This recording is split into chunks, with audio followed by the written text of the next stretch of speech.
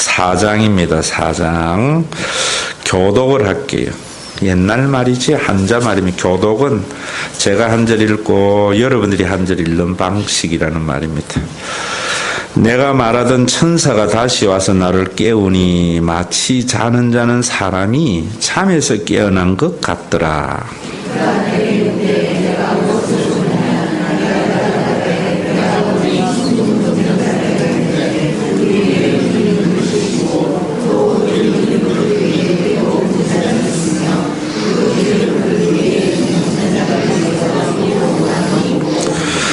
그 등잔대 곁에 두 감람나무가 있는데 하나는 그 기름 그릇 오른쪽에 있고 하나는 그 왼쪽에 있나이다 하고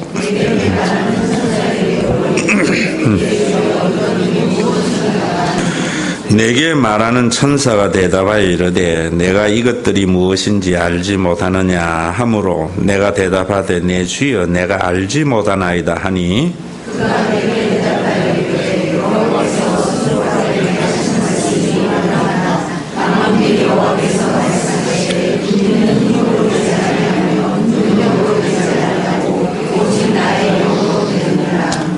큰 산아 내가 무엇이냐 내가 스룹바벨 앞에서 평지가 되리라. 그가 머릿돌을 내놓을 때에 무리가 외치기를 은총 은총이 그에게 있을지어다 하리라 하셨고 스룹바벨의 손이 이 성전의 기초를 놓았은즉 그의 손이 또한 그 일을 마치리라 하셨나니 만군의 여호와께서 나를 너희에게 보내신 줄을 내가 알리라 하셨느니라.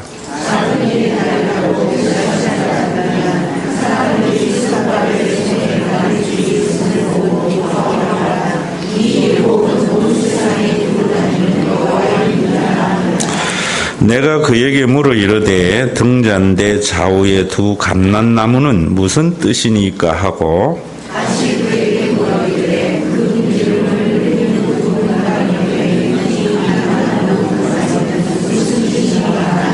그가 내게 대답하여 이르되 내가 이것이 무엇인지 알지 못하느냐 하는지라. 내가 대답하되 내 주여 알지 못하나이다 하니 이르되 이는 기름 부음 받은 자 둘이니 온 세상의 주 앞에 서 있는 자니라 하더라. 아멘. 우리 아멘 했는데 읽었는데 무슨 뜻이요?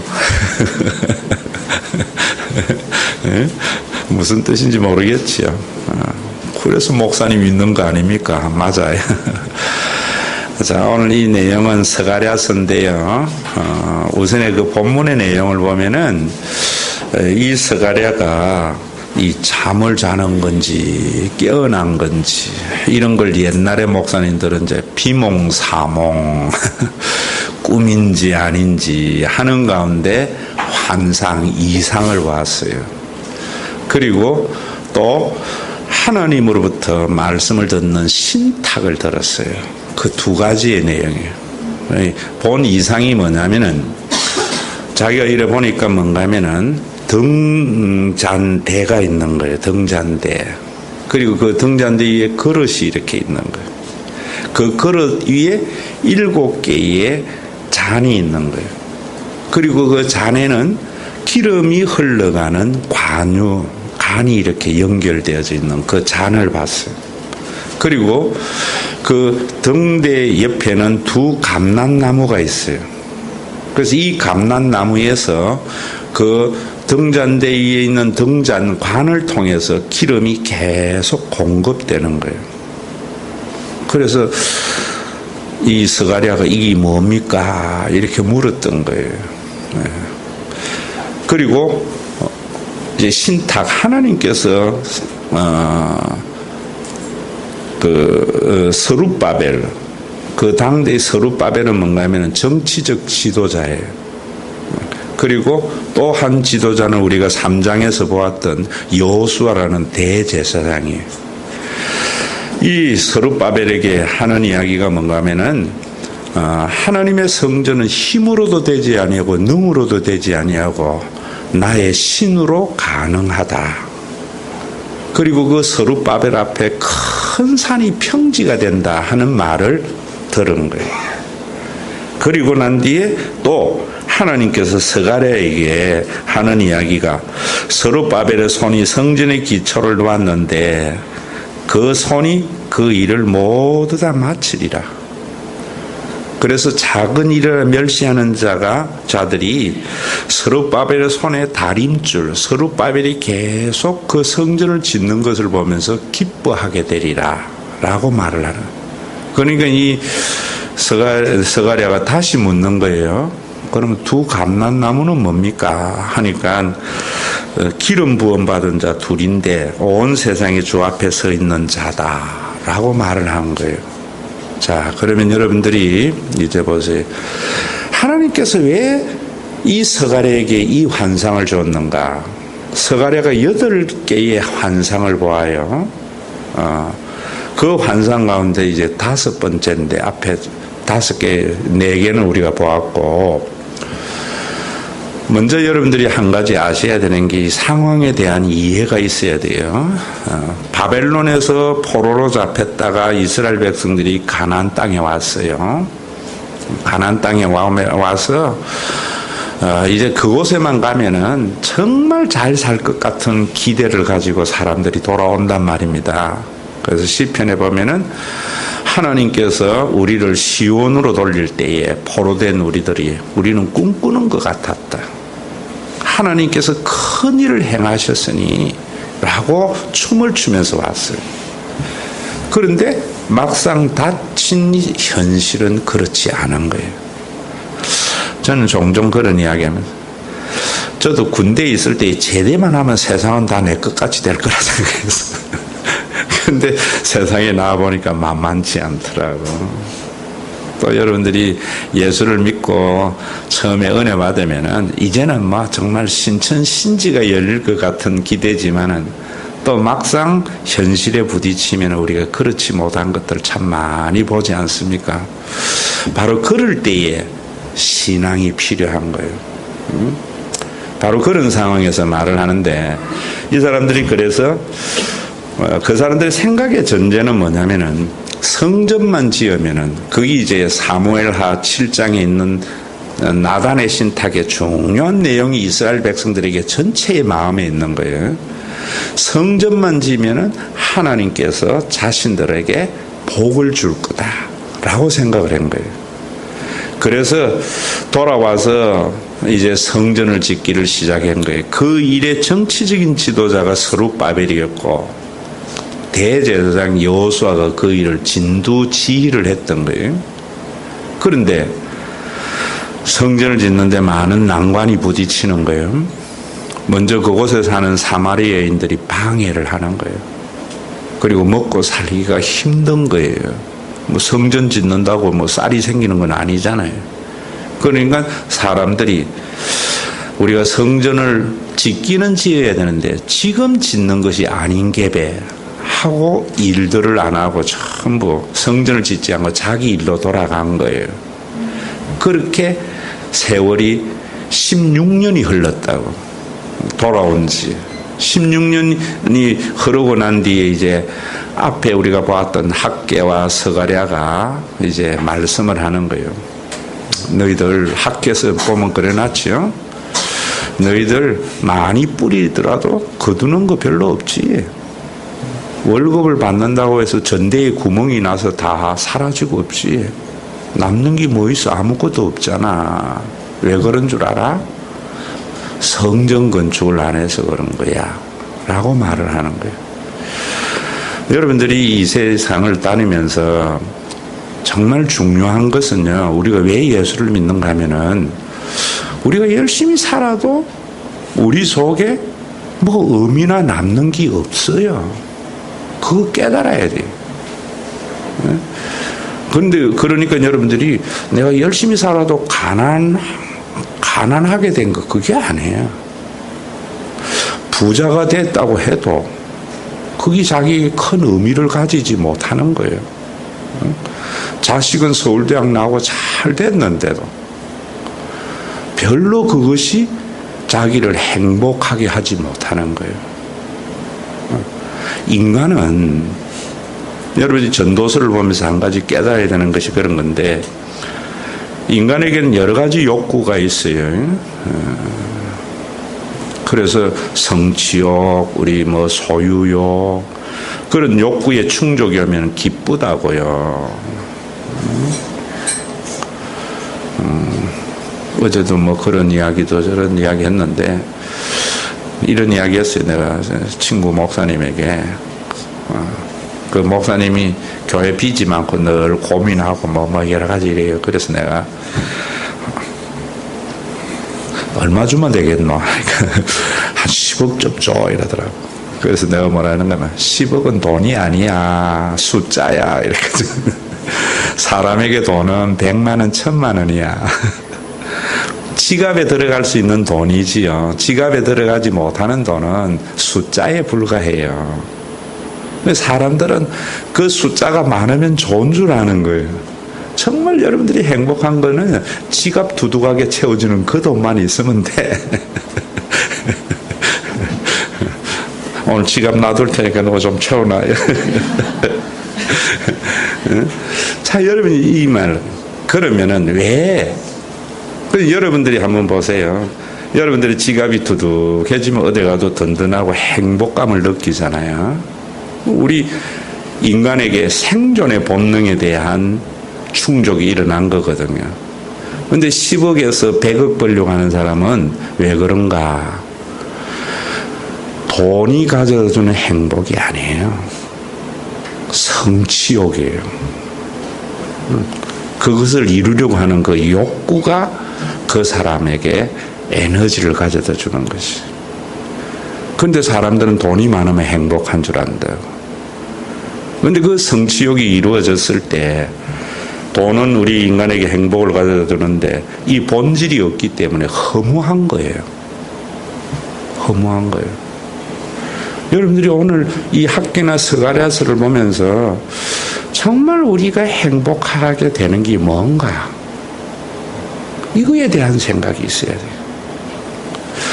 목사는 요즘은 참 목사님들의 영성이 사라지는 게 뭐냐면 임종을 별로 못 보거든요. 옛날에는 목사님 하면 저도요, 전도사 시절에는 염을 했었어요.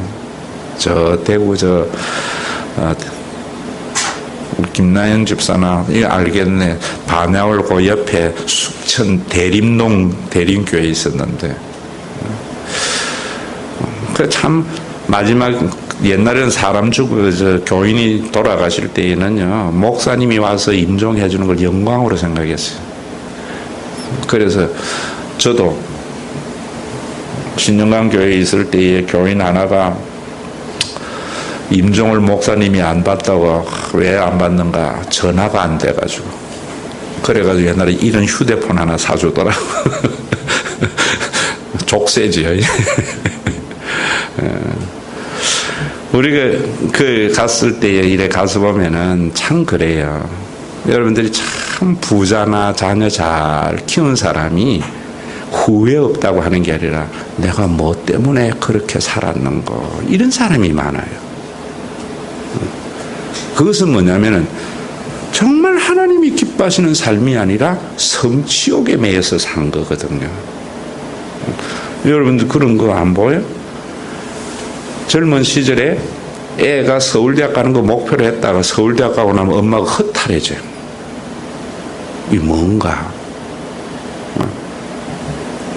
정말 여러분, 지금 여기에 너희가 많이 뿌릴지라도 거둠이 없다라는 말은 우리가 뭔가를 했을 때에는 정말 변하지 않는 가치의 행복이 있어야 되는데, 변하는 가치에 소망을 두고 살기 때문이거든. 어쩌면 여러분들이 제 설교를 좀 어렵다고라고도 생각할 수 있는 것은 아주 본능적인 설교를 하지는 않거든요. 여러분들이 아주 본능적인 소유욕의 만족이라든지 뭐 그런 게 아니고 좀 생각을 해야 돼요. 설교를 들으면서 여러분이 따라와야 되거든요. 그런데 이런 것보다는 본능은 우리에게 강하거든요. 전도서에 보면은 헛되고 헛되다라는 말은 쓸모가 없다 이 말이 아니에요. 자꾸만. 오늘도 구역장 얘기하면서 내가 가난을 경건이라 생각하는 것은 성경이나 복음이 아니고 노장 사상이에요. 노자와 장자의 사상이에요. 교회의 주의를 열심히 지키고 율법을 강조하는 것은 공명사상이에요. 성경은 그 본질이 있어요. 본질이. 전도서도 보면 전부 노장사상으로 전도서를 해석을 해가지고 쓸모없다 이렇게 생각해요. 아니에요. 돈이 왜 쓸모없어요? 없으면 죽는데. 자녀가 성공하는 게 왜 쓸모없어요? 중요한 거는 기독교는 그 돈과 자녀가 잘 되는 것이 무엇을 위함이냐요? 후회하지 않는 삶을 위함이에요. 그래서 전도서에 헛되다는 말은 가치가 일시적이다 이런 말이에요. 여러분 냉장고 새로 사면 좋아요? 안 좋아요? 그런데 그 냉장고 산 좋은 기쁨이 평생 가요? 며칠 가요? 며칠 간다고. 좋은 대학 자녀 보내면 좋아요? 안 좋아요? 거짓말하고 있네. 진짜 좋아. 진짜 좋아. 그냥 좋은 게 아니고. 그런데 그게 영원히 가요? 입학식 하고 나면 그때부터 싸움이 시작되잖아. 9시까지 온나 10시까지 온나도 나중에는 막 이거 포기하잖아요. 그런 것이 우리는 그 일시적인 가치를 무시해버리면 노장사상이 돼버려요. 더 중요한 것은 있다 이 말입니다. 있다 이 말이에요. 내 자녀가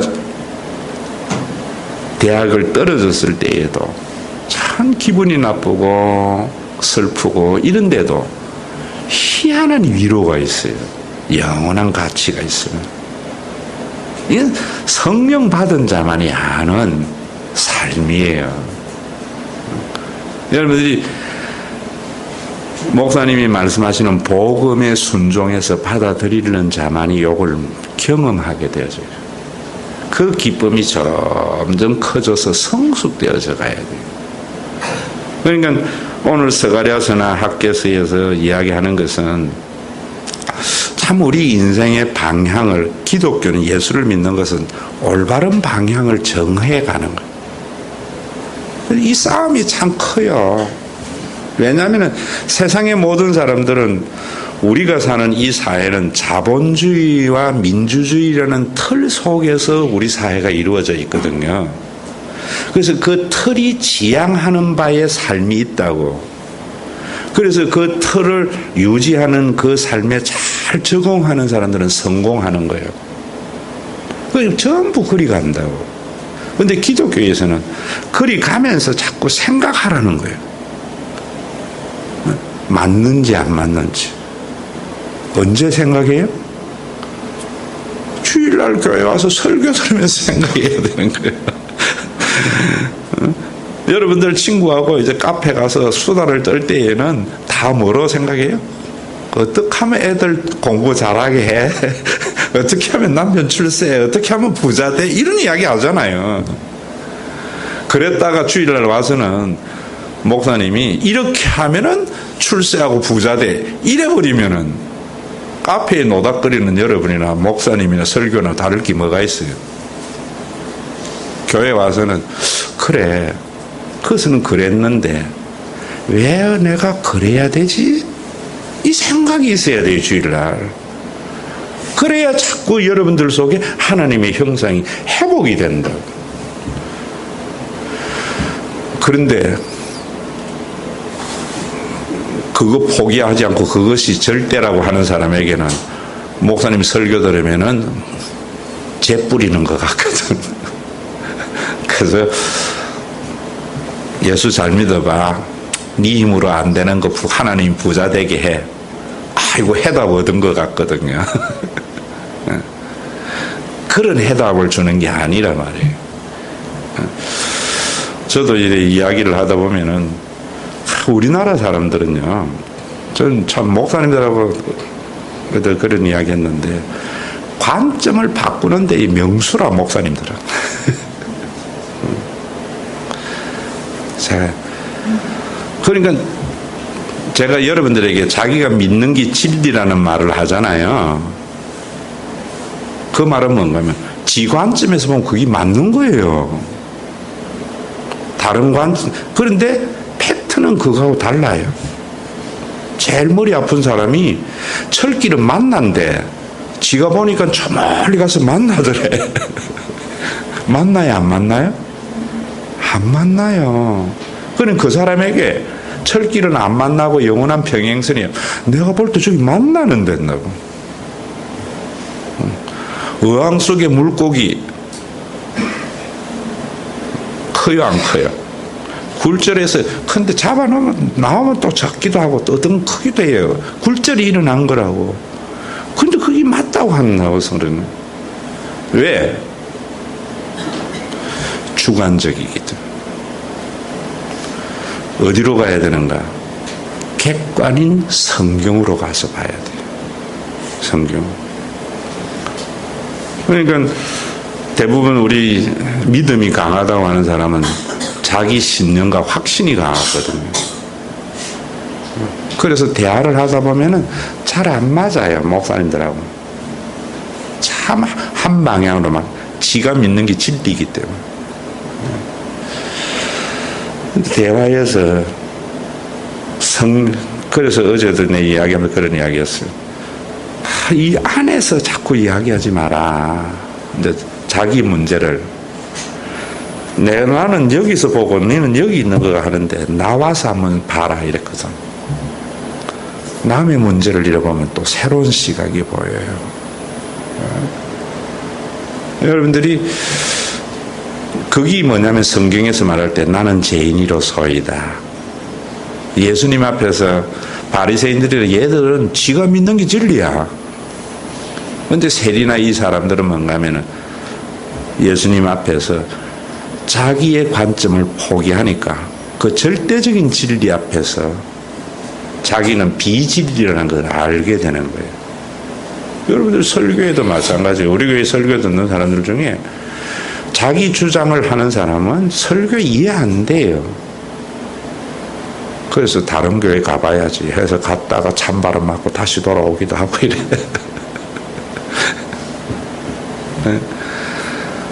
내려놔야 돼요. 나도 내려놓는데 말씀 앞에 설교 준비할 때마다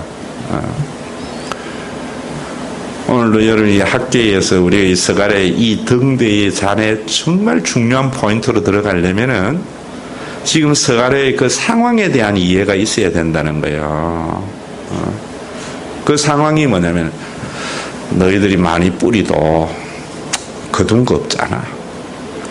많이 가진다고 했는데 전대가 들어서 아무것도 낳는 거 없잖아. 여러분들이 세상에 있는 모든 사람들이 남들보다 좀 더 많이 가지려고 더 높은 자리에 올라가려고 하고 그래야 생명의 안정과 행복이 있다고 줄다름 치는데 친구들 만나면 또 이렇게 하면은 애 좋은 대학 보낸다 뭐 전부 그런 수단과 방법이잖아요.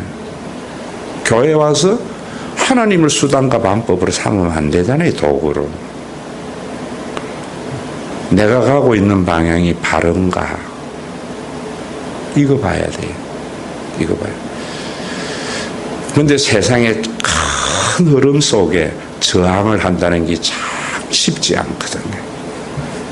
오늘 지금 이 4장에서 힘으로도 되지 아니하고 능으로도 되지 아니하고 여호와의 신으로 된다는 말이 그런 말이에요. 이 등대에 의해서 여기에서 여러분들이 중요한 것은 자 다시 보세요. 등대가 있고 그 위에 그 관이 있고 7개의 잔이 있고 그 잔에 관이 연결되어져서 양쪽에 있는 감람나무에서 끊임없이 기름이 공급하는데 이 스가랴가 본 이 환상과 출애굽기 25장의 성막에 있는 등대와는 차이가 있어요. 요 차이를 알지 못하면은 이 말씀을 제대로 이해할 수 없는 거예요. 그 차이가 뭐냐면은 모양의 차이가 아니고, 여러분들이 그 성막 이런 거 뭐 어디 다른 교회 가서 또 뭐 어디 세미나 가서 들은 사람들이 있잖아요. 성막은 예수 그리스도의 뭐 이러면서 거기에 보면은 성소 안에 이래 등대가 있다면 등가. 그런데 아침 저녁으로 제사장이 출애굽기 25장에 보면 하는 일이 뭐냐면은 갖다가 기름을 부어서 그 등대에 불이 꺼지지 않게 하는 일이에요. 성막에는 아침 저녁으로 제사장이 가서 기름을 붓는데, 스가랴가 본 환상은 제사장이 가서 기름 붓는 게 아니라 옆에 감람나무, 그 기름이 올리브유거든요. 그 올리브유를 짜는 감람나무가 두 기둥이 있어가지고 제사장의 간섭이 없이 거기에서 감람나무에서 기름이 저절로 나와서 불을 밝혀서 영원히 꺼지지 않는 불이 되어진 거예요. 이 말은 뭐냐면은, 여러분들이 이 말의 의미를, 이제 오늘 내용이 그 말이에요. 성전을 이렇게 지을 때, 그 뒤에 보면은 이제 10절에 보면은 작은 일의 날이라고 멸시하는 자가 누구냐. 앞에 우리 또 봤지요. 저를 보세요. 학계나 이런 때에 성전을 이제 짓기를 시작하니까 얼마나 좋았어요. 하나님의 은혜로 하고 지었는데 기초 틀을 딱 하니까 뭣도 모르는 애들은 야 이제 성전 지었다 좋다 이랬는데, 옛날에 솔로몬 성전을 보았던 연세 드신 분들은 뭐 했다고 그래요? 그 보잘것없는 성전을 보면서 눈물을 흘리고 울었다는 거예요. 우리가 신앙생활할 때에 참 여러분 보세요. 정말 우리는 가치 있는 일을, 의미를 찾지 못해서 못하는 일들이 너무나 많아요. 특히 목회라든지 신앙생활은 그런 것 같아요. 자, 여러분들 보세요. 그 무의미함을 넘어서는 것이 뭐냐 하는 것을 알아야 돼요. 여러분들 언어로 해드릴게요. 전업주부들 맨날 아침에 일어나서 밥하고 애들 학교 보내고 다람쥐 세 바퀴 돌리듯이 무의미해요? 무의미 안 해요? 참 무의미하거든. 아이고 내가 이 지랄 하려고 시집 왔나 하는 순간 가정은 어떻게 돼요? 깨지는 거지 뭐. 그 무의미한 일을 가장 고귀하게 여기면서 만드는 것, 굉장히 중요한 거예요. 인간에게 늘 중요한 것은 뭐냐면, 큰 일을 하려고 하다가 모든 일을 망쳐요. 그래서 세상의 어른들도 하는 이야기 있지. 뭐라 그래요? 천리길도 뭐부터? 한 걸음부터. 뒷걸모가 뭐라고요?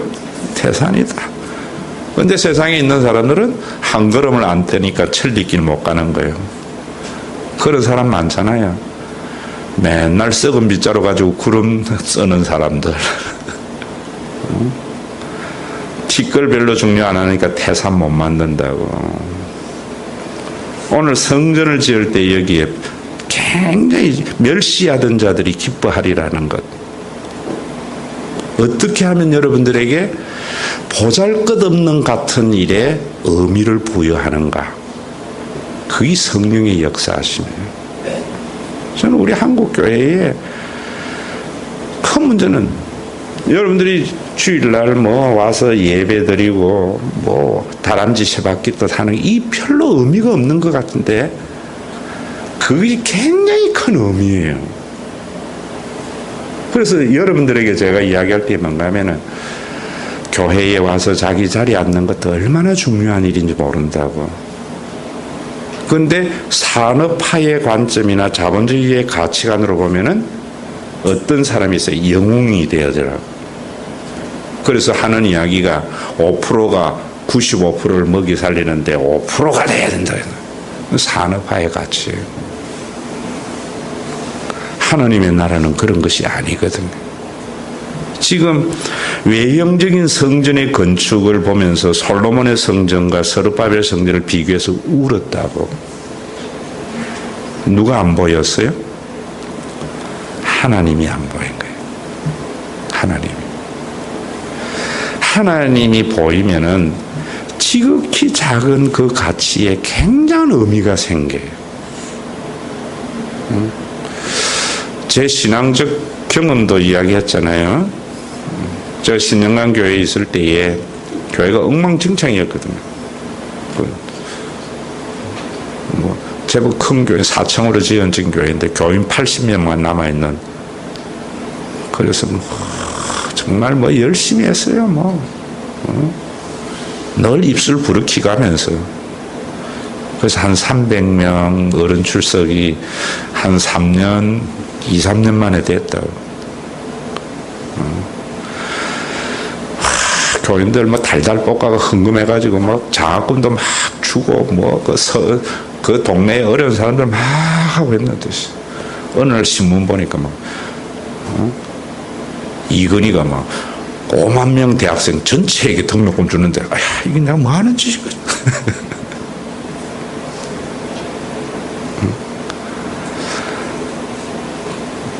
자, 자기의 이건희는 한 번 거라고 말한 거예요. 교회에서 그래서 제가 여러분들에게 하는 이야기가 자꾸 사이즈로 보지 않으려고 하는 게 그런 거예요. 저도 우리 교회에 어려운 사람들 도와주는 것이 본문이거든, 신명기에 보면은. 근데 그 가난한 사람을요, 부자로 만드는 것은 불가능한 일이에요. 제가 그래서 여러분들에게 하는 이야기가 누군가가 우리 교회에 이익이 있어야지 지금 문제가 해결이 되어져. 그럼 우리 교회가 2억을 못 얻어서 그 사람 도와주려고 하는 것은 자기의예요. 우리 교회 수준의 그 사람에게 20만 원밖에 줄 수 없으면 20만 원 주는 것이 2억을 감당하는 거하고 같은 눈으로 봐야 돼요. 그래야지 나머지 있는 사람들에게 피해를 주지 않아요. 여러분들이 이해하는 언어로 해줄게요. 여러분들 수준으로 목사님 생각하지 말아요. 여러분들 이야기해드릴게요. 어떤 집안에 누군가 사바가 부도내서 온 집안이 그걸 해결해주는 집안이 좋아요? 해줄 수 있는 만큼만 해주는 게 좋아요? 온 집안이 달라들어서 해결해주는 것이 좋다고 생각해서 집안 전체가 망가져버려요. 줄줄이 다 망. 그래서 내가 사업하는 우리 교회 부인들에게 그래요. 죽는다 해도 내놓지 마라. 비자금은 이제 죽었다 하고 부도나거든. 그때 내놔라. 요것만 나오면 될 것 같거든. 그 될 것 같으면 진작 됐다고. 빨리 포기도 할 줄 알아야 돼. 여러분, 그런데 우리는 참 2억 필요한 사람에게 200만 원 줄 때 참 무의미한 것 같지만은 하나님을 생각하면은 그 200만 원을 통해서 놀랍게 역사하는 하나님을 생각하면은 의미가 비로소 하는 거예요. 하나님이 없으면은 그 숫자가 절대적인 숫자가 돼버리더라고요. 우리 교회 여러분들이 건축 은금 안 하고 이래 완 것도 바로 이 스룹바벨 성전과 같은 이 말씀이 있기 때문에.